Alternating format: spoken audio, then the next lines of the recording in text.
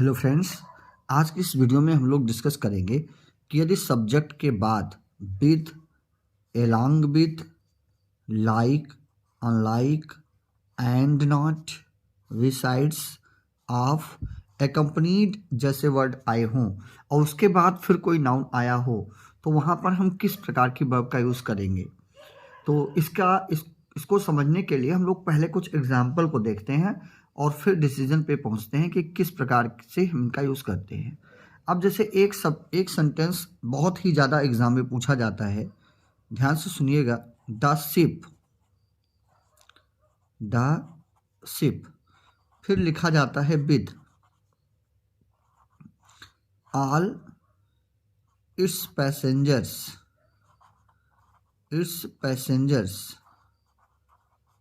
It's passengers. अब यहाँ पे दो ऑप्शन मैं दे रहा हूँ, एक आपका होगा हैज़ और दूसरा आपका होगा हैव, और फिर हमने लिखा यहाँ पे शंक। अब चलिए जल्दी से देखिए कि यहाँ पे आप किस चीज़ का यूज़ करने चल रहे हो। अब यहाँ पे थोड़ा सा हमको कन्फ्यूज़न ये हो जाता है कि एक तो सब्जेक्ट के रूप में हमको मिलता है द शिप, ध्यान से समझिएगा, एक पॉइंट हमको मिलता है द शिप और बाद में जो दूसरा वर्ड दे देते हैं वो कोई प्लूरल वर्ड दे देते हैं। और हम लोग क्या करते हैं कि भावनाओं में बहकर जो प्लूरल आपके वर्ड्स होते हैं उसके साथ हम वर्ब को एग्री करा देते हैं। ऐसा हमको नहीं करना है। क्यों? क्योंकि अगर हम विथ को देखें तो विथ आपका एक प्रीपोजिशन है, ये आपका एक प्रीपोजिशन है और प्रीपोजिशन के बाद मैंने बताया है कि आपको जो वर्ड्स आते हैं वो आपके प्रीपोजिशनल ऑब्जेक्ट होते हैं, यानी वो आपके सब्जेक्ट होते नहीं। और ये जो आपकी वर्ब्स होती हैं ये किसको एग्री करती हैं? ये सब्जेक्ट को एग्री करती है। तो वास्तव में जो रियल सब्जेक्ट होता है वो क्या होता है? वो यहाँ पे जो पहले मेंशन किया गया होता है वो आपका रियल सब्जेक्ट होता है और जो वर्ब एग्री करती है वो उसी के हिसाब से करती है। यानी अगर किसी सेंटेंस में with, along with, like, unlike, and not, besides, of और accompanied जैसे शब्द आ रहे हों तो इनके पहले जो सब्जेक्ट होता है वही महत्वपूर्ण होता है और वर्ब उसी के हिसाब से लगती है।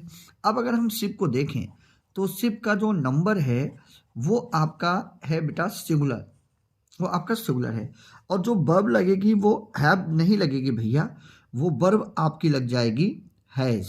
अब ये सेंटेंस आपका करेक्ट हो जाएगा, the ship with all its passengers has शंक।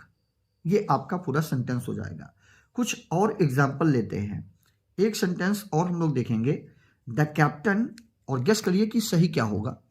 एक और सेंटेंस लेते हैं, द कैप्टन और फिर है along with the sailors, along with the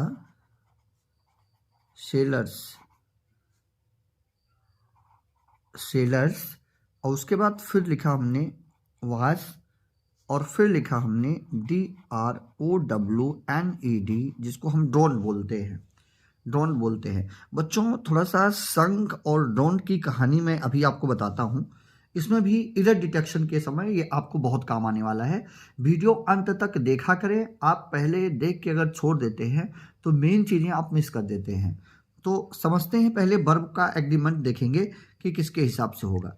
simple सा कॉन्सेप्ट आपको मिल गया होगा, एलॉन्ग विद आया है और ये नाउन एलॉन्ग विद से इससे जुड़ा है, कैप्टन से जुड़ा है, तो आपका जो सब्जेक्ट बनेगा वो सब्जेक्ट बनेगा बेटा आपका द कैप्टन। और द कैप्टन आपका सिंगुलर है नहीं, द कैप्टन आपका प्लूरल है नहीं, ये आपका सीधे सीधे सिंगुलर है। और आपने देखा होगा कि सिंगुलर होने के कारण इसके साथ जो वर्ब हमने लगाई है वो लगाई है सिंगुलर यानी वाज। यहाँ पे वर्ब का कोई सीन नहीं बनेगा। हालांकि कंफ्यूज करने के लिए आपको सेलर्स के साथ वर्ब का यूज मिल सकता है, लेकिन चूंकि कैप्टन जो है वो अपना सिंगुलर है इसलिए हम वाज के साथ ही जाएंगे। अब यहाँ पे मैंने बताया था एक पॉइंट और आप याद रखिएगा बच्चों, सिंक का मतलब भी डूबना होता है और ये जो ड्रॉन वर्ब लिखी गई है इसका मतलब भी डूबना होता है। दोनों में फर्क क्या है? सिंक का यूज हम तब करते हैं जब कोई निर्जीव चीज पानी में डूबती है और ड्रॉन का यूज हम तब करते हैं जब कोई सजीव पानी में डूबता है। अब देखिए यहाँ पर कैप्टन के डूबने की बात की गई है, तो कैप्टन की जो है वो सजीव है, तो हमने यहाँ पे ड्रॉन वर्ब का यूज़ किया है। लेकिन यहाँ पर जहाज के डूबने की बात की जा रही है, इसलिए हमने यहाँ पर सिंक यानी संक का यूज़ किया है। आशा है इस पॉइंट को भी आप समझ गए होंगे। एक और सेंटेंस हम लोग देखेंगे जल्दी से। अगला सेंटेंस है माई फादर। समझिएगा, माई फादर। और फिर है आपका unlike, my father unlike my uncles, unlike my uncles.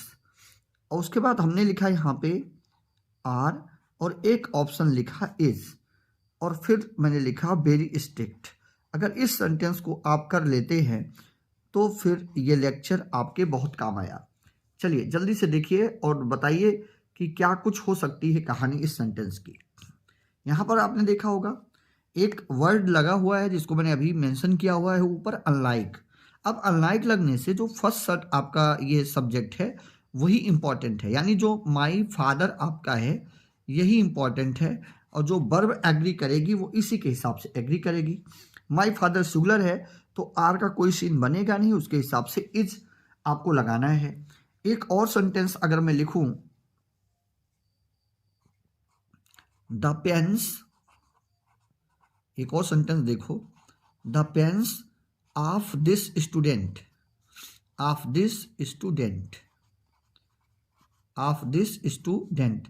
अब यहाँ पे आपको दो ऑप्शन मिलते हैं, एक है हैज़ और दूसरा है आपका हैव, फिर है आपका बीन, और फिर मैंने लिखा है यहाँ पे स्टोलन। चलिए गेस करिए क्या कुछ होगा। अब यहाँ पे देखो आप आपका प्रीपोजिशन है और उसके पहले जो वर्ड आया हुआ है वो आपका है पेन। तो पेन्स जो है ये सिंगुलर नहीं है, पेन्स है तो ये प्लूरल है, और अगर सब्जेक्ट हमारा प्लूरल है तो जो वर्ब हमारी होगी वो प्लूरल ही होगी। यानी पेन्स के हिसाब से हम हैज़ को नहीं चुनेंगे, हम हैव को चुनेंगे। तो आशा है आपको ये नियम समझ में आ गया होगा। रूल को एक बार फिर से हम लोग जल्दी से देख लेते हैं। अगर किसी सेंटेंस में ये जितने वर्ड्स आपके लिखे गए हैं ऊपर के ये शब्द आए हों तो इनके पहले वाला जो नाउन होता है वो महत्वपूर्ण होता है, और जो वर्ब हमारी एग्री करेगी वो उसी से एग्री करती है। आज के लिए इतना ही, मिलते हैं कल। तब तक के लिए आप लोग मेहनत करते रहिए। थैंक यू, धन्यवाद सभी को।